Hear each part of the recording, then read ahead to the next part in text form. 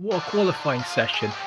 Splitting Panache and the championship leader Gabriel 137.2, one of the best qualifying sessions I've ever done.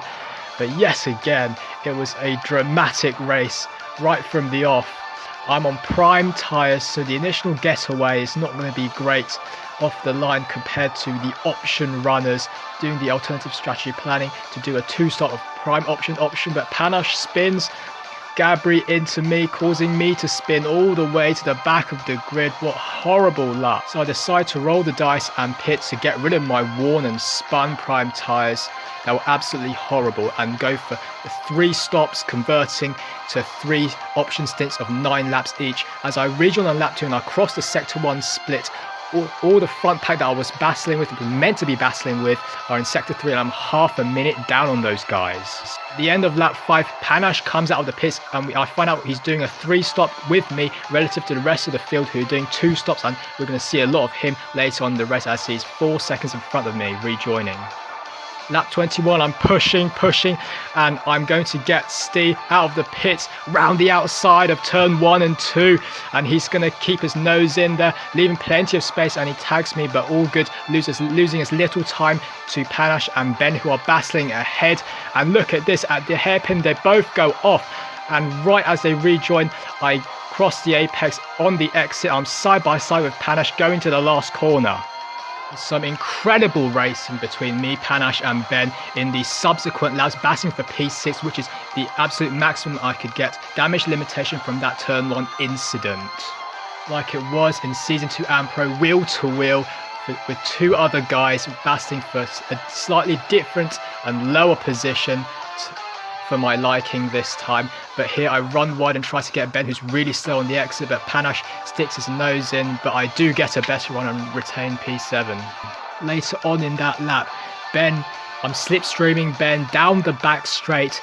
He's the slowest of us 3. Panache is arguably the quickest. I'm trying to get him diving down the inside just like I did last week at Hockenheim, but he does retain it around the outside, got better momentum and exit speed.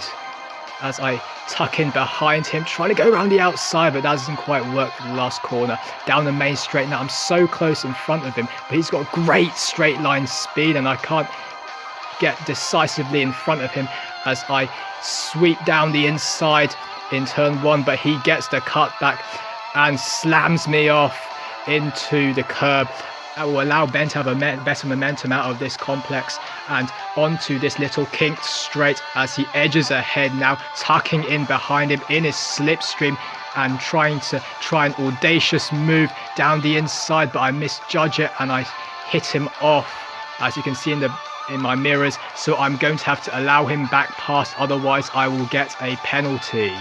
And this will allow Panache to streak ahead to get P5 comfortably. But what is this? He slams into the back of me and spins. There was plenty of space on the racing line to the left, and I moved over just like I would if someone was on a qualifying lap, but allowing Ben past again. So I've got another 5 laps to get past him. Lap 27, still behind him, trying a move, trying to get a better exit out of that little hairpin.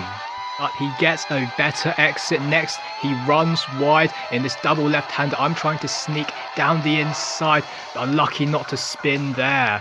Very slippery as the rain is starting to fall and it's getting very wet. We are on worn option tyres. His tyres are 1 lap older than mine. Onto the back straight now, and I'm gaining on him as he mounts the curbs and he spins. His tyres have gone past breaking point, and that is P6 for me in this race. Sealed, done and dusted. The recovery drive is complete. A wonderful job. I'm very happy. Great result for my teammate in P4, but we're still quite far behind the constructors and not much progress being made by me and the drivers.